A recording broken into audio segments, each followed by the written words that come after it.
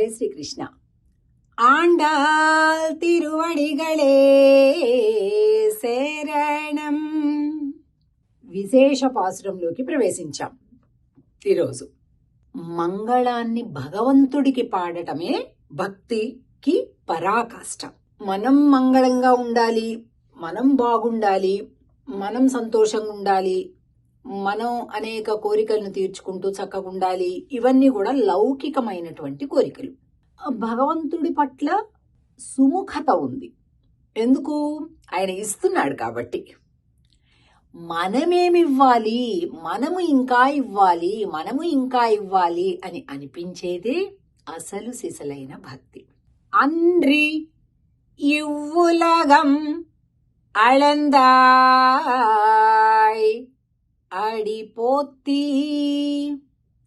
சென்றெங்கு தென்னிலங்கை செத்தாய் திரள் போத்தி பொன்றச்சகடம் உதைத்தாய் புகழ் போத்தி கன்று குணிலா எரிந்தாய் கழல் போத்தி வெண் குன்று குடையாய் எடுத்தாய் குணம் போத்தி வென்று பகை கெடுக்கும் நின் கையில் வேல் போத்தி என்றென்று உன் சேவகமே ஏத்திப்பறை கொள்வான். இன்று யாம் வந்தோம் இறங்கு ఏలోరెంబావాయ్.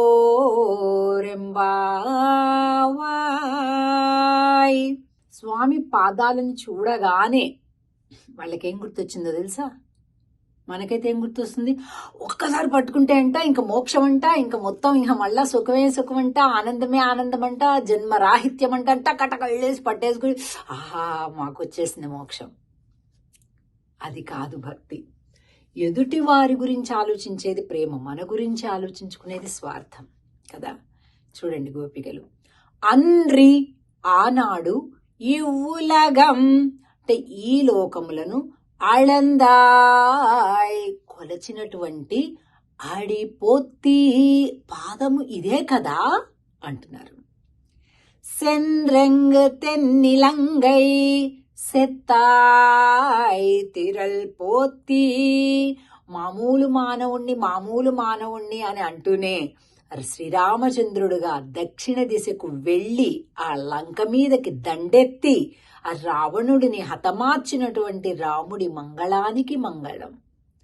ఆ భూమినంతటినీ కూడా ఒకే పాదముతో కొలిచింది. ఏమండి, ఒక పాదంతో కొలవటం అంటే కింద పర్వతం ఉంటుంది, సముద్రాలు ఉంటాయి, మనుషులు ఉంటారు, బిల్డింగ్లు ఉంటాయి, షాపింగ్ కాంప్లెక్స్లు ఉంటాయి, సినిమా థియేటర్లు ఉంటాయి, మొత్తానికి కలిపేసి ఇలాగా అంటే ఎంత కష్టం అండి. ఆ పాదానికి ఎంత నొప్పి అండి. అది ఆలోచిస్తున్నారు వాళ్ళు. మనం అస్సలే ఆలోచించాం. పొండ్ర శగడం ఉదైతాయ్ పుగష్ పోతి. ఆ శకటాసురుని సంహరించావే 21వ రోజునే బండిని ఆవహించిన రాక్షసుని, ఆ కీర్తికి మంగళం.